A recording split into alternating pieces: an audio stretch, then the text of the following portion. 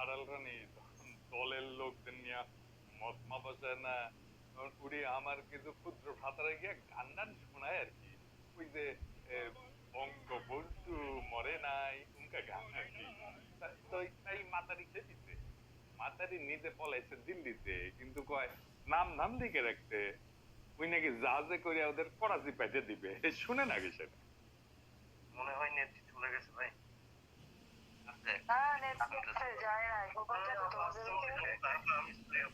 Disturb করছে আর কিছু কিছু বাজে লোক ঢুকে আজে বাজে কথা বলছে।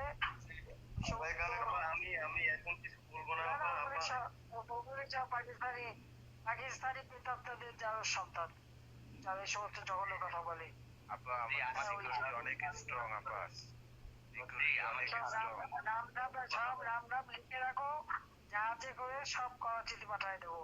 শুনিছেন তো ওর আওয়াজ কখনো থামবি না আপনারা বরং হামাক পেটে দিয়েন কারা কারা ওর মধ্যে থেকে মজমায় যোগ দিতেছে বাংলাদেশে তো এরা নিষিদ্ধ এদের কর্মকাণ্ড নিষিদ্ধ এই ফ্যাসিস্ট গুলো সব কয়টা ঠ্যাং ভিঙ্গা হাতে ধরাই দিলে মজমায় আসা বন্ধ হবে পাবলিকে কিন্তু ধরতেছে মাঝে মাঝে বুঝছাও যেমন শহীদুল্লাহ হলের ছাত্রলীগের সহসভাপতিদের ধরিতে যার নাই কোনো গতি সে হয় সহসভাপতি ছাত্র দলে পোলাপান ধরিতে দেখেন মোহাম্মদপুর থানা ছাত্র দলের পক্ষ থেকে একজন ঢাকা বিশ্ববিদ্যালয় হলের সহসভাপতিকে গ্রেফতার করে থানায় সোপর্দ করা হচ্ছে। দোষর মানে তিনি ঢাকা বিশ্ববিদ্যালয় ছাত্রলীগের সহসভাপতি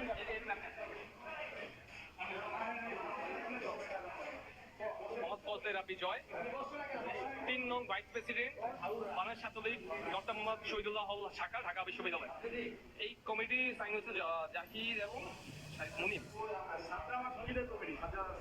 সাদ্দাম এবং শহীদ কমিটি 2022 সালের কমিটি ইঙ্কে করে ধরবেন ক্যাপ করে ধরবেন আগে একটু বাদাম দিয়ে নেবেন বাদাম বাদাম বাদাম দিলে এডিটের সাহেব সাউন্ড দেন বাদামের বাদাম দিলে না মজা লাগলো এইগুলোর বাদাম না দিলে না 2 দিন পরে বাইরে হয়ে আবার দারুণ যাই হোক আজকাল আলাপে আসি পলিটিক্যাল আলাপ এটা বাদাম টাদামের আলাপ হাইক একটু না আসেন কি ঘটিছে গুরুত্বপূর্ণ বাংলাদেশে সেটা নিয়ে আলাপ গতকাল একটা গুরুত্বপূর্ণ ঘটনা ঘটিছে নাহিদ স্ট্যাটাস দিচ্ছে সেইখানে দাবি করেছে ওয়াকারের পদ বালক নাকি ছাত্রদের একাংশকে দিয়া আর্মি কু করার চেষ্টা করেছিল ওরে বাবারে আবার ওয়াকারের পদ বালক কইতেছে নাহিদ রিয়াদ নামের চান্দাবাজকে আশ্রয় দিছে 2 জন ছাত্র সমন্বয়ে নাকি ডিজিএফআইআর বিলাসবহুল গেস্ট হাউসে ছিল সেখানে নাকি পোলাও মাংস আর কাবাবও খাইছে দই মিষ্টি যে কেন দেয় নাই বুঝলাম না তারপরে নাকি নাহিদ হারুনের রিকোয়েস্ট মানে হারুন মানে ওই যে ভাতের হোটেলের হাউস পরে নাকি রিকোয়েস্ট করেছে তাই নাকি গাড়ি করে ডিজিএফআই তাদের কলা বাগানে নেমে দিয়ে যায় সিটি থেকে হারুন তাকে নিয়ে যায় খুব ভালো কথা হাসিনার ডিজিএফআই এর গেস্ট হাউসে কারা থেকে তাদের কি কি খাওয়ানো হয় সেটি রোস্ট খাওয়ানো হয় নাকি কাবাব খাওয়ানো হয় নাইদের সাথে ডিজিএফআই এর ভাতের হোটেলের হারুনের লগে কথা হয় তারা কি কোঅর্ডিনেশন করে কাজ করে সেটা ওয়াকারের পদ বালক জানে হ্যাঁ কেমনে কি সে কেমনে জানে সব এই ডিজিএফআই আর ডিবি দিয়ে কি করবি জাতি যদি এগুলো জেনেই যায় এই পদ বালক নাইদের অভিযোগ ওয়াকারের পদ বালক কু করাইতে চাইছিল ওই কোনো ব্যাখ্যা দিছে দেখ সে বলে আর এক কথা নাহিদ এক গান গায় আর ওই সারিন্দা বাজায় আর একটা এডিটর সাহেব সারিন্দার সাউন্ড দেয় না হচ্ছে সে বলে রিয়াদকে নাহিদ শেল্টার দিচ্ছে আরে বাবা কু কু কু কুয়ের যে অভিযোগ ছেড়ে নিয়ে পদ বালক তোমার ব্যাখ্যা কি পদ বালকের সাথে মোসাদ নূরের খুব মিল আছে কিন্তু ধরাই দি মজা পাইবেন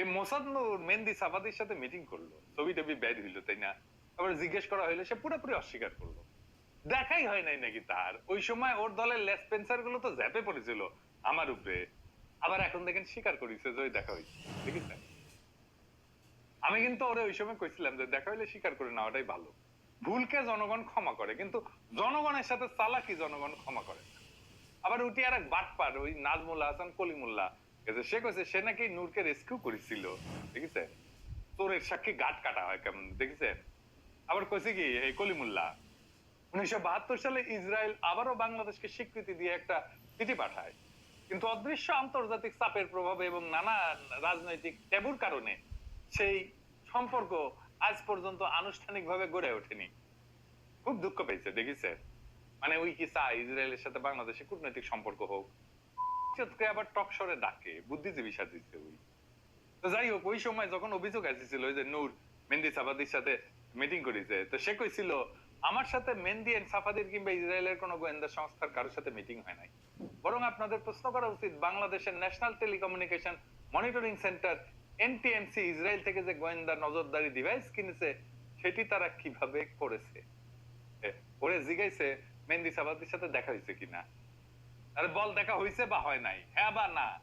আনা কইয়া ইসরায়েল থেকে নজরদারির জিনিসপত্র কেনার আলাপ তুলে একেবারে মুজিব স্টাইল। এই একইভাবে ওয়াকারের পথ ভালো শেল্টার দিছে নাহিদ, ডিজিএফ এর কাছে গেস্ট হাউসে ছিল, হ্যান ত্যান মেলা কিছু, কিন্তু কু করতে চাইছিল সেটা নিয়ে কবি নীরব। নাহিদ যদি শেল্টার দেয় তাহলে ধরা পড়ে কেমনে রিয়াদ, আর নাহিদের শেল্টার দেওয়ার পরে ও যদি রিয়াদ ধরা পড়ে তাহলে সেই শেল্টার নিয়ে আলাপ করে লাভ আছে কোনো? শেল্টার মানে তো আমি আমার প্রভাব বিস্তার করে তারা আইনের ঊর্ধ্বে রাখবো, আমার প্রভাব থাকতে হবে এবং অভিযুক্তকে আইনের ঊর্ধ্বে রাখতে হবে, সেটা হইতেছে শেল্টার। এই দুটো মিলে শেল্টার। রিয়াদকে কি নাহিদ শেল্টার দিতে পারছে? পারে নাই। যাই হোক, এনসিপি নিয়ে আমার কিছু বলা দরকার, একটু খোলাসা কইরা, কারণ মেলাজন মেলা ধরনের কথা কইতেছে, তো এগুলো একটু সহ্য হইতেছে না, একটু খোলসা করে কই এনসিপির সাথে আমার আসলে কি সম্পর্ক। আসেন এই আলাপে আসি, তারপরে আবার এই আলাপে ঘুরে আসি।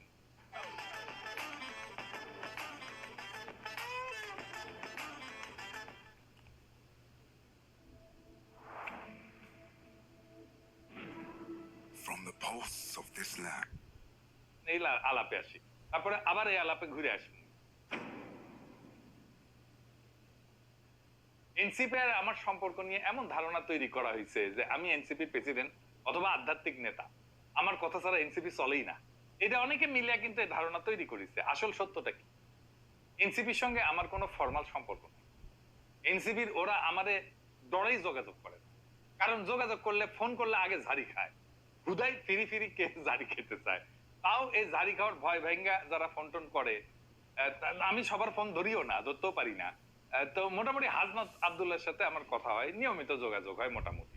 শুনছি ওরাই নাকি দায়িত্ব দিছে আমার সাথে কথা কওয়ার জন্য এনসিপি থেকে, জানি না সত্য মিথ্যা। উইয়া ঝাড়ি খায়, তো গায়ের সামনে ওর মোটা হয়েছে, তো ও আবার জানে যে ওর দাদা ঝাড়ি দেন আর স্নেহ করে। যাই হোক, আমি কলে চাই যে দলটা দাঁড়ায়, তবে আমি যেভাবে চাই সেভাবে দলটা দাঁড়াবে না, কিন্তু কোনো কারণে আমার জন্য যেন তাদের পথ চলা বাধাগ্রস্ত না হয় সেটা আমি চাই। তাদের সমালোচনা করি না তা না, আমি নিয়মিতই সমালোচনা ফোনে তো বলি, এমনকি প্রকাশ্যেও সমালোচনা করি, নিন্দা জানাই। গতকালই আমি তাদের আলেম উইং খোলার ব্যাপারে সমালোচনা করেছি। আওয়ামী লীগ নিষিদ্ধের দাবিতে তারা প্রফেসর ইউনূসের যমুনার সামনে বিক্ষোভ শুরু করলো, আমি কইছি কামড়া ফাজলামি হয়েছে। এরপরে সব রাজনৈতিক দল উঠি যায় বিক্ষোভ করবি, তাই হয়েছে। কয়দিন পর বিএনপি করেছে এটা। আমি ওই সময় এত বিরক্ত হয়েছিলাম যে শেষে ইলিয়াস আইসা আমার এই রাগ ভাঙাইছে, কইছে দাদা এত রাগ কইলেন না, ওদের সাপোর্ট দেন। তারপরে দিছি। গোপালগঞ্জে যাওয়ার আগে আমারে ফোন দিছে হাসনাত, কয় দাদা গোপালগঞ্জ যাবো। আমি কইলাম মাইর খাবা কলে তোমরা, আবার এমন অবস্থা তোমরা পাল্টা মাইরও দিতে পারবে না, তৈজসপত্র তো নিয়ে যেতে পারবেই না, জিনিসপত্র। কয় এ মিট ভাঙা দরকার দাদা। আমি কইলাম মাইর খেয়ে তোমরা নেতৃবৃন্দ কিন্তু মরে যেতে পারো, এটা মাথায় রাখো। তো কয় মরলে মরমু, আমাদের শুধু মোরাল সাপোর্ট দিয়ে। আমি দিছি। তারা একদিন আমার ফোন দিয়া কয় যে দাদা আমাদের উপদেষ্টা হন। আমি কইলাম খালেদা জিয়ার মতো উপদেষ্টা পরিষদ বানাবার চাও, মানে যাদের কোনো পদ দিতে না পারো তাদের উপদেষ্টা বানাবা? আমি তো এই সমস্ত উপদেষ্টা হব না। আমি রাজনীতি করলে প্রধান মানুষ হব, উপদেষ্টা উপদেষ্টা এগুলোর মধ্যে আমি নাই।